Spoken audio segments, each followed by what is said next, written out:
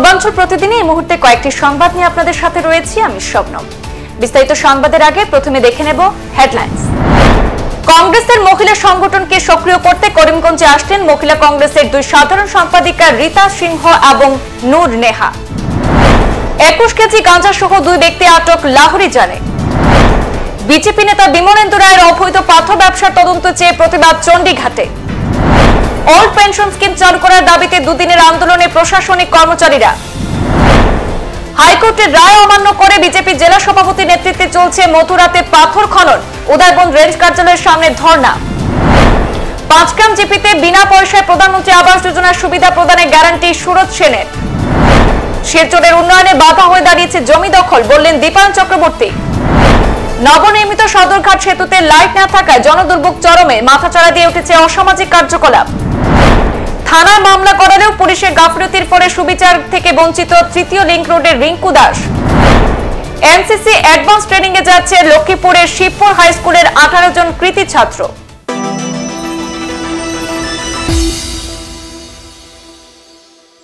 লোকসভা নির্বাচনকে সামনে রেখে কংগ্রেসের মহিলা সংগঠনকে সক্রিয় করতে করিমগঞ্জে আজ উপস্থিত হলেন মহিলা কংগ্রেসের দুই সাধারণ সম্পাদিকা রীতা সিংহ এবং নূর নেহা। দুই নেত্রী করিমগঞ্জে এসে করিমগঞ্জ জেলা কংগ্রেস কার্যালয়ে মহিলা কংগ্রেসের কর্মীদের সাথে এক বৈঠকে মিলিত হন এবং আগামী দিনে কিভাবে মহিলাদের মধ্যে দলীয় সংগঠনকে চাঙ্গা করা যায় সেই বিষয়ে দীর্ঘক্ষণ আলোচনা করেন। আগামী 2024 নির্বাচনে পুরো দেশে মহিলাদের বৃহৎ অংশ ভোট কংগ্রেস লাভ করবে বলে তারা মত প্রকাশ করেন। বলে থাকে বেটি বাঁচাও বেটি পড়াও, আমাদের কি বেটি সুরক্ষিত আছে? আপনারা বলুন, সুরক্ষিত আছে? হ্যাঁ, ইম্ফলের যে মণিপুরের যে ঘটনাতে একবারও আসলো বিজেপি থেকে? একবারও আসলো না। হ্যাঁ, আপনার এই কি ওনার নামটা ইরানি, উনি শুধু চিল্লাবেল্লি করে, উনি একবারও এসছেন? বিজেপি শুধু বেটি বাঁচাও বেটি পড়াও। আমরা একটুকু সুরক্ষিত নয়, আমরা সব সময় আমরা ভয় পাই, আজকালকে আমরা টেনশনে থাকি কোন সময় কি হবে। প্রত্যেকটা মহিলারা যারা কোনোরকম কিছু কাজ করে খেত, এখন প্রত্যেক দিন বাড়িতে কি করে গ্যাসটা আসবে, কি করে রান্না হবে। আজকে চালের দাম কত হয়েছে? চালের দাম আজকে মিনিমাম যে চালটা আগে 20 টাকার চাল ছিল সেই লেভেলটা সেম লেভেলেই আছে, কিন্তু আজকে সেই চালের দাম হয়েছে আপনার 40 রুপি, 40 টাকা, 40-42 টাকার নিচে কোনো চাল নাই। আর সেটা নিম্নতম কোয়ালিটির চাল, সেটা ভালো কোয়ালিটির চাল নয়। তাহলে কোথার থেকে আমরা সুরক্ষিত? মহিলারা তো আমরা সবসময় আমরা টেনশনে আছি, কষ্ট পাচ্ছি। এই আমাদের মুখ্যমন্ত্রী ঠিক আছে, ওনাকে আমরা যেহেতু মুখ্যমন্ত্রী হিসাবে ঠিক আছে আমরা সম্মান করি, কিন্তু উনি যেভাবে মহিলাদের মামা বলে সবাই মামা বলছে, মামা বললেই হবে না। উনি একদিকে দিচ্ছে একদিকে নিয়ে যাচ্ছে, সে ওনার কলাটা যদি একটু বুঝতে পারে, এটাই বোঝা আমাদের। ওনার সবাই চোখ কান খুলে দেওয়াটা আমাদের মহিলা কংগ্রেসের এখন দায়িত্ব। আজ এসডিপিও রুস্তম রাজ ব্রহ্মার নেতৃত্বে আসাম পুলিশ এবং সিআরপিএফ এর যৌথ তল্লাশিতে বোকাচানের লাহোরিজান পেট্রোল পাম্পের সামনে 36 নম্বর জাতীয় সড়কে একটি টাটা সুমো থেকে 21 কেজি গাঁজা বাজেয়াপ্ত করা হয়েছে। গাড়িটি ডিমাপুর দিক থেকে মাঞ্জার দিকে আসছিল। গাড়িগুলিতে 11টি প্লাস্টিকের প্যাকেটে মোড়া ছিল সেই গাঁজাগুলি। গাঁজা পাচারের অভিযোগে দুই ব্যক্তিকেও গ্রেপ্তার করা হয়েছে। তারা হলো গোপাল প্রসাদ, বাড়ি বিহারে ভোজপুরে, এবং দ্বিতীয় জন হলো দীননাথ যাদব, তার বাড়ি কলকাতার দমদমের রাজেন্দ্রনগরে বলে জানা গেছে।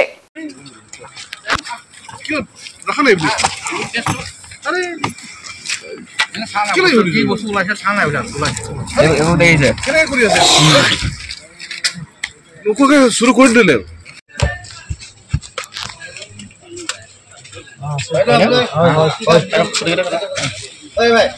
ক্ষমতার বাহাদুরি দেখিয়ে অবৈধ পাথর ব্যবসা চালানোর অভিযোগে কাছাড় জেলা বিজেপির সভাপতি বিমলেন্দু রায়ের বিরুদ্ধে চণ্ডীঘাট মাইনর মিনারেল ইউনিট পাথর মহালের দুর্নীতি তদন্তের দাবিতে প্রতিবাদ অব্যাহত রয়েছে সংশ্লিষ্ট এলাকায়। প্রসঙ্গত, বিগত কিছুদিন থেকে উদয়বন্দ রেঞ্জের অন্তর্গত চণ্ডীঘাট মাইনর মিনারেল ইউনিট নামে পাথর মহালের নানা দুর্নীতি এবং অনিয়মের অভিযোগ তুলে প্রতিবাদ করে আসছেন স্থানীয় জনগণ, কিন্তু তাদের প্রতিবাদ কোনো কাজেই আসছে না। কারণ হচ্ছে বিজেপির কাছাড় জেলা সভাপতি পদে আসীন রয়েছেন বিমলেন্দু রায়। রাজনৈতিক ক্ষমতার অপব্যবহার করে চালিয়ে যাচ্ছেন যেমন খুশি তেমন অবৈধ পাথরের ব্যবসা। এই মহালের 1 বছর পূর্তি হয়ে গেলেও এখনো পর্যন্ত কোনো সীমা নির্ধারণ করা হয়নি। এখনো পর্যন্ত পাওয়া যায় না চালানের কোনো রসিদ, আর সেই সুযোগকে কাজে লাগিয়ে যেমন খুশি তেমন মূল্য নেওয়া হচ্ছে।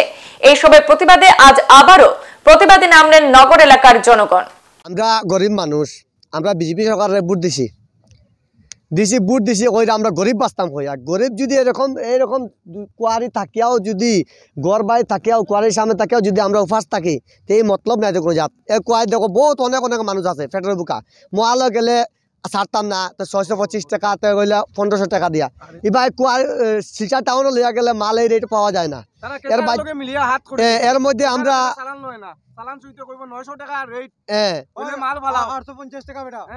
মানে তারার মহালদারে আর কেশারের পার্টির মালিক পার্টি একলগে মিলিয়া স্যার যে গাড়ির মালিক সকলে মারিলি তো মহালের লগে কিন্তু গাড়ি কেশারের মালিক সকলের ট্রাম্পস আছে, যার কারণে কর যে তোমরা চালান চুইতে 900 টাকা হইলে মাল ফালাও আর নাইলে ফালাইও না। আর মালিক সকলে কয় তো মালিক সকলে কয় ওই রেটে মাল দিবাই তো আমরা লইমু, না তো লইতাম না। গরিব বলা কি করতে পেটের বুকে এখন তারা যে টাকা 600 টাকা রেট এখন 300 টাকা দেওয়া বাধ্য।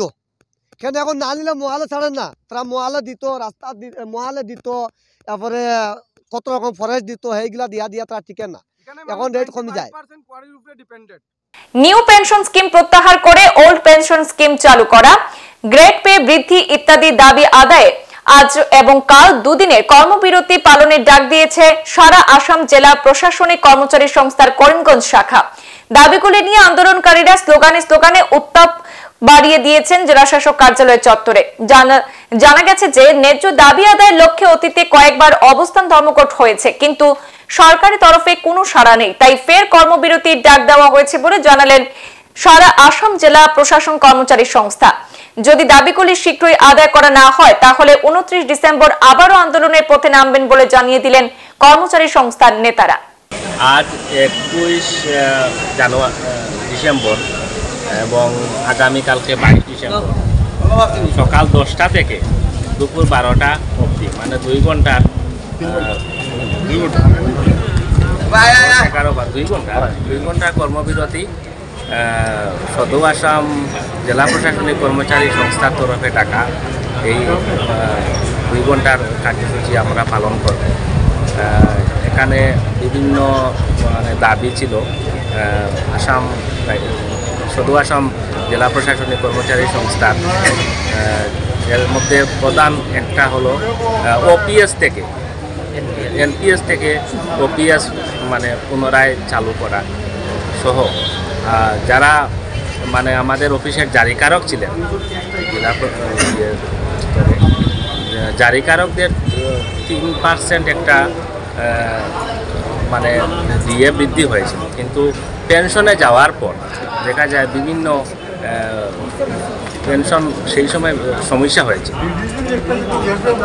তো এখনও এই সমস্যা সমাধান হয়নি এবং এনপিএস থেকে ওপিএসের প্রত্যাবর্তনের যে দাবি সেটা যদি সরকার না মানে তাহলে আগামী 29 ডিসেম্বর আবার মানে সর্বস্তরে মানে আন্দোলন করে সদৌ আসাম জেলা প্রশাসনিক কর্মচারী সংস্থার তরফ থেকে এটা ডাকা হয়েছিল।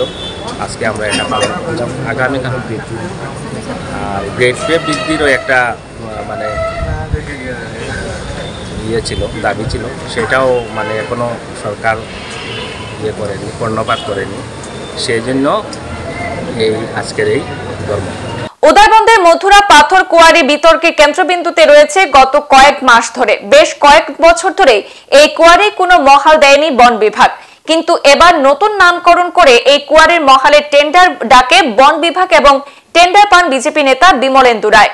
এরপর থেকেই পুরো পেশাদারি দমই চলছে মথুরার ঠালিগ্রাম কুয়ারি থেকে পাথর পাচার।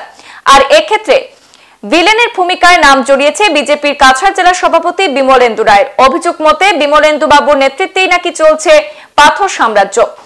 নিজের রাজনৈতিক প্রভাব খাটিয়ে একেবারে বেপরোয়াভাবে পাথর সরবরাহ করছেন এই শাসক দলের জেলা সভাপতি বিমলেন্দু রায়, এমনটাই অভিযোগ।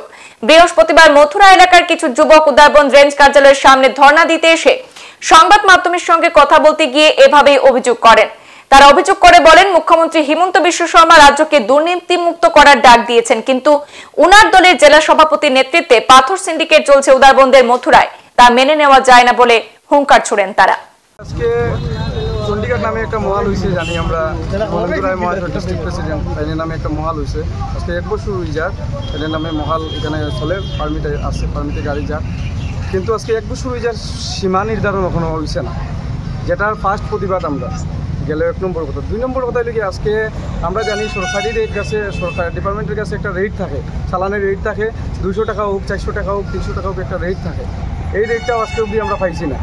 তার মর্জি চালাইয়া যে পার সিএম 625 করে দিতে লাগবো, 625 টাকা করে পার সিএম দিতে লাগবো।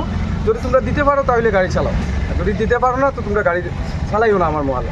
তো যেখানে যদি হয় যে সরকারি মহাল, আমরা তো জিগাইবার অধিকার আছে, তখন তারা কইব যে তোমরা যদি সরকারি তোমরা বা ডিওপো তোমরা প্রায়োরিটি দেওয়া থাকে তো ঠিক আছে, আমরা তোমরা দেখাইতে রাজি আছি, বাট উইদাউট সরকারি ডিপার্টমেন্টে যদি বা ডিওপো স্যারে যদি কোনো প্রায়োরিটি দেয় না তো তোমরা খেয়ে ঘুয়ারি, তোমরা আমি আনসার দিতাম।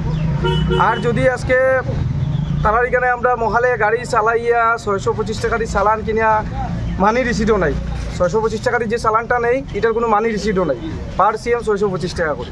আজকে আমরা মাননীয় মুখ্যমন্ত্রী স্যার, ডাইনামিক মুখ্যমন্ত্রী, তাইনের এই আসামবাসীর লাগিয়া কত কিছু করা, যে তাইনে চাইরা যে মানুষগুলা সুখে শান্তিতে থাকতো, কিন্তু আজকে আমরা ডিস্ট্রিক্ট প্রেসিডেন্টে কেমনে এত বড় সাহস করুন যে আনলিগেল কাজ করা। আজকে যেহেতু আমরা ডাইনামিক মুখ্যমন্ত্রী থাকা সত্ত্বে গরিব মানুষে আজকে আওয়াজ গলা তুলিয়ে চলতে পারে, তো আজকে আমরা ডিস্ট্রিক্ট প্রেসিডেন্টে। আচ্ছা, আপনারা যে চালানটা নেন সেই চালানের কোনো কপি দেওয়া হয় না? না, চালান দেওয়া হয়, বাট এটার কোনো মানি রিসিপ্ট দেওয়া হয় না। এটা জিগাইতে হইলে তারা যদি স্টাফে জিগানি হয় বলে, এটা আমরা জানি না, মালিকের লোকের কথা। 5 গ্রাম জিপিতে বিনা পয়সায় প্রধানমন্ত্রী আবাস যোজনার সুবিধা প্রদানের গ্যারান্টি তুলেন সুরজ সেন। বিনা পয়সায় প্রধানমন্ত্রী আবাস যোজনায় একমাত্র 5 গ্রাম জিপিতেই হয়, অন্য জিপিতে এই সিস্টেম নেই। কোন জিপি সভাপতি বা প্রতিনিধির এমন সৎসাহস নেই যে টাকা ছাড়া প্রধানমন্ত্রী আবাস যোজনার সুবিধা প্রদান করার। একমাত্র 5 গ্রাম জিপিতেই টাকা ছাড়া প্রধানমন্ত্রী আবাস যোজনা পাইয়ে দেওয়ার গ্যারান্টি দেওয়া হয়। এই কথাগুলি বলেন 5 গ্রাম জিপি সভাপতি সুরজ সেন। জিপি সভাপতি সুরজ সেনের উদ্যোগে 5 গ্রাম রাধারানী কলোনিতে অনুষ্ঠিত হল প্রধানমন্ত্রী আবাস যোজনার গ্রামীণ হিতাধিকারী জনসচেতনতা সভা আলোচনার সাপেক্ষে প্রধানমন্ত্রী আবাস যোজনার সুবিধা প্রদান করে দেবেন, এর বিনিময়ে কেউ উৎকুচ দাবি করলে না দিতে আহ্বান জানান জিপি সভাপতি সুরজ সেন। তিনি বলেন, প্রধানমন্ত্রী আবাস যোজনা পাইয়ে দেওয়ার নামে কেউ টাকা চাইলে দেবেন না, উল্টো বিষয়টি তার নজরে আনার পরামর্শ দেন। প্রধানমন্ত্রী আবাস যোজনার হিতাধিকারী বাছাইয়ে সর্বদা স্বচ্ছতা বজায় রাখতে হবে, কেউ অসৎ উপায় অবলম্বন করলে জেলে যেতে হবে বলে কড়া হুঙ্কার ছোড়েন 5 গ্রাম জিপি সভাপতি সুরজ সেন। সমস্ত শিলচরের উন্নয়ন করতে বদ্ধপরিকর বিজেপি সরকার। বিগত দিনে আগামী দিনে চিন্তা না করে সঠিক সিদ্ধান্তের অভাবে শিলচর শহরকে তৈরি করা হয়েছিল, যার কারণে এখন সমস্যার বেড়াজালে আবদ্ধ গোটা শিলচর শহর। তবে বিজেপি সরকার যে কোনো অবস্থায় শিলচরের উন্নয়ন করতে বদ্ধপরিকর এবং তার জন্য মুখ্যমন্ত্রী হিমন্ত বিশ্ব শর্মাকে নির্দেশ দিয়েছেন। সেই নির্দেশ পালন করছে বিভাগীয় আধিকারিকদের নিয়ে। আজ শিলচর শহরে গোপালজি আখড়ার পার্শ্ববর্তী হয়ে মেহেরপুর পর্যন্ত যে ড্রেনেজের কাজ ছিল তার কাজ দেখতে গিয়ে এই ধরনের মন্তব্য করলেন শিলচরের বিধায়ক দীপায়ন চক্রবর্তী। তিনি দীর্ঘ পথ পায়ে হেঁটে কখনো বা নালা নর্দমায় নেমেও স্বচক্ষে কাজের তদারকি করতে দেখা গেছে। আজ রয়েছে আমাদের প্রত্যেক ডিপার্টমেন্ট সেই এনক্রোচমেন্টকে ফ্রি করার জন্য যথাসাধ্য চেষ্টা করছেন। তো সেটা চারটি কানেক কথা না যে একদিনে সেরে নেওয়া যাবে, কিন্তু ওদের চেষ্টা রয়েছে। এটাই মূলত। তার পরবর্তীকালে আপনারা জানেন যে পিএইচই ডিপার্টমেন্ট থেকে বিগত দিনে কোনো পরিকল্পনা ছিল না, যার জন্য কোন দিক দিয়ে পাইপ যাবে সেগুলো চিন্তাধারা না করে পাইপ নেওয়া হয়েছিল। কিন্তু এখন যে কনস্ট্রাকশন হচ্ছে, এই কনস্ট্রাকশনের জন্য এই পিএইচির পাইপগুলো বাধাপ্রাপ্ত হচ্ছে। তো এটাকে কি করে সরিয়ে নেওয়া যায়, বা এপিডিসিএলের থ্রুতে আমরা যে পোল রয়েছে ইলেকট্রিক পোলগুলো, সেই পোলগুলো আমাদের সরাতে হবে। তাই পাহাড়ের মতো সমস্যা আছে। এই সমস্যা শুধু মাননীয় মুখ্যমন্ত্রী ডক্টর হিমন্ত বিশ্ব শর্মার দ্বারা একা সম্ভব না, তাই আমরা সবাই এসেছি। আর আমি শিলচরবাসী সবাইকে অনুরোধ রাখবো, আপনাদের সম্পূর্ণ সহযোগিতা তাতে প্রয়োজন রয়েছে। সীমিত সময় রয়েছে, আরও 1 থেকে 2 মাস, কতটুকু প্রোগ্রেসিভ রিচ করতে পারেন আপনারা? দেখুন, যে আমি প্রথমেই বললাম যে কাজ স্যাটিসফ্যাক্টরি না, প্রগ্রেস হয়নি, সেটা স্যাটিসফ্যাক্টরি না। কিন্তু যে কন্ট্রাক্টর থেকে আমরা চিঠি পেয়েছি, সেই চিঠির উপর ভিত্তি করে আজকে যে অসুবিধাগুলো হচ্ছে, সেই অসুবিধাগুলো সরানোর পর আমরা অবশ্যই বলতে পারবো যে কাজের অগ্রগতি কতটুকু এগোবে। এনক্রোচমেন্টের যে ইয়েগুলো মানে ধরনগুলো কী ছিল? আমরা দেখলাম অনেক সময় নালার মধ্যেও বাড়ি ছিল, এগুলো মানে কত পুরনো এবং এগুলো এইভাবে হলো কেন? দেখুন, এনক্রোচমেন্ট যেগুলো হয়েছে আমি আগেই বলেছি যে বিজেপি সরকারের সময় শিলচর শহর একটা অপরিকল্পিত শিলচর শহর গড়ে উঠেছিল, কিন্তু দুর্ভাগ্যবশত যখন শাসন ব্যবস্থা যারা ছিলেন তাদের উচিত ছিল যে সরকারি জায়গা যাতে দখল না হয় তার জন্য উপযুক্ত ব্যবস্থা নেওয়া, কিন্তু এই ব্যবস্থা ওনারা করতে সক্ষম হননি। মোরওভার তারা এনকারেজ করে গেছেন, যার জন্য আজকের দিনে এই এনক্রোচমেন্ট হয়েছে। শিলচর সদরঘাটের নবনির্মিত সেতুতে পথচারীদের যাতায়াত করতে সমস্যার সম্মুখীন হতে হচ্ছে। সেতু নির্মাণ হলেও সেখানে নেই বিদ্যুৎ পরিষেবা, নেই স্ট্রিট লাইট। এমত অবস্থায় সেতুতে অন্ধকারের সুযোগ নিয়ে কিছু যুবক অসামাজিক কার্যকলাপে লিপ্ত হয়ে এলাকায় ত্রাসের সৃষ্টি করছে। বিগত ৩-৪ মাস থেকে নবনির্মিত সেতুতে মদ এবং ড্রাগসের রমরমা স্থানীয়দের রাতের ঘুম কেড়ে নিয়েছে। কতিপয় যুবক সেখানে উপস্থিত হয়ে সেতুর ফুটপাতে বসে ড্রাগস এবং মদের নেশা আসক্ত হয়ে পথচারীদের সঙ্গে অশালীন ব্যবহার করে পাশাপাশি তাদের বিভিন্নভাবে হেনস্থা করছে বলে অভিযোগ। ফুটপাতে কিছু অংশে মদের বোতল, ড্রাগসের অসংখ্য কন্টেনার এবং সিরিঞ্জ ছড়িয়ে ছিটিয়ে রয়েছে। সেতুতে মহিলা এবং যুবতীদের চলাফেরা বর্তমানে এক চ্যালেঞ্জের মুখে এসে দাঁড়িয়েছে। বর্তমান পরিস্থিতি নিয়ে স্থানীয় জনগণ প্রশাসনের দৃষ্টি আকর্ষণ করে সদরঘাট সেতুতে লাইট বসানোর পাশাপাশি অসামাজিক কার্যকলাপ রোধে অতি সত্বর বিহিত ব্যবস্থা গ্রহণের আর্জি জানিয়েছেন। হ্যাঁ, ডেইলি আই যায়, তবে এদিকে আওয়াটা সম্ভব হয় না। এদিকে আওয়াটা সম্ভব হয় না কারণ এদিকে বেশিরভাগ ড্রাগস চলে, ড্রাগস, মদ, গাঞ্জা। কোনো মেয়ে মানুষ তো এই সাইডে আওয়াই যায় না, আইতে গেলে খুবই কষ্ট। আর তার চেয়ে বেলা হয় আমরা গাড়ির লাইট দিয়ে ওই মেইন রোডে বাই যাই গিয়া, মেইন রোডে বাই যাই গিয়া ই গলির দিকে আইলে তারা লোকে খেয়ে টর্চার, তারা লোকে খেয়ে তর্ক বিতর্ক করবো। তারা তো হুশে থাকে না, সব বেহুশে থাকে।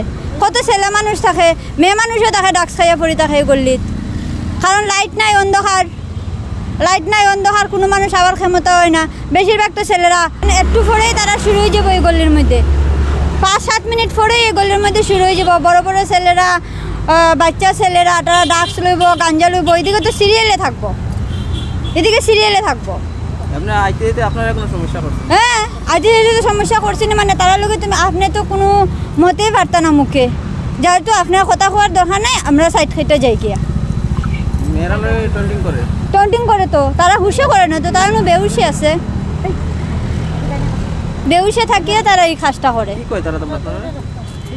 আমরা যদি কোনো সময় জিগাই যে দাদা আমরা সাইড দেন, তারা সাইড দিতে বাধ্য হয় না। সাইড দিতে কেমনে বাধ্য হবে? তারা তো পুরা বেহুশে থাকে, পুরা বেহুশে থাকে। আর তারা এই সময় রূপ দেখলে তো আমরা মেয়ে মানুষ কিছু হইতে পারি না, আমরা যেহেতু সাইড খেতে যেতে লাগে। এক অমানবিক নির্যাতনের সাক্ষী বহন করলো বৃহত্তর শিলচর শহর। রাঙ্গিরখাড়ি পুলিশের গাফিলতির ফলে সুবিচার থেকে বঞ্চিত রিঙ্কু দাস নামের এক গৃহবধূ। বিবরণে জানা যায়, শিলচর 3য় লিংক রোডের বাসিন্দা রিঙ্কু দাসের ঘরে ওনার 2 ছোট বোন এবং তাদের স্বামী এসে তাকে ডাক্তারের প্রেসক্রিপশন দেওয়ার কথা বলে, কিন্তু প্রেসক্রিপশন দিতে অসম্মতি জানালে ছোট বোন টিঙ্কু পাল এবং রিনা নাগ সহ তাদের স্বামী মিলে বড় বোন রিঙ্কু দাসের নাক কেটে দেয়।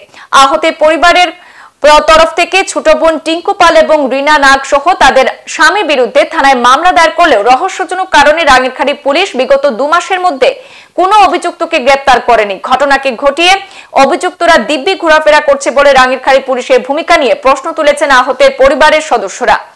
ঘটনার বিস্তারিত তুলে ধরে প্রশাসনের দৃষ্টি আকর্ষণ করেছেন তারা। অতি সত্বর অভিযুক্তদের গ্রেপ্তার করে কড়া ব্যবস্থা নেওয়ার আর্জি জানিয়েছেন আহত রিঙ্কু দাসের পরিবারের লোকজন।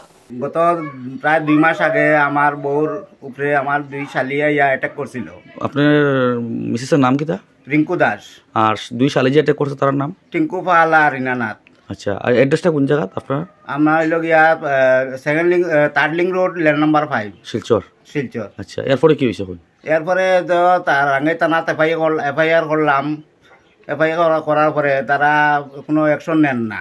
মানে রাঙ্গিরখাড়ি থানাতে কোনো অ্যাকশন লইছে না? এখনো 2 মাস হয়ে গেছে, এখনো 2 মাস হয়ে যার গিয়া এখনো কোনো অ্যাকশন লইছে না। আচ্ছা, গেলে পরে তারা কয় যে এফআইআর না যাইয়ার যাইমু এটা করে করে তারা খাটার।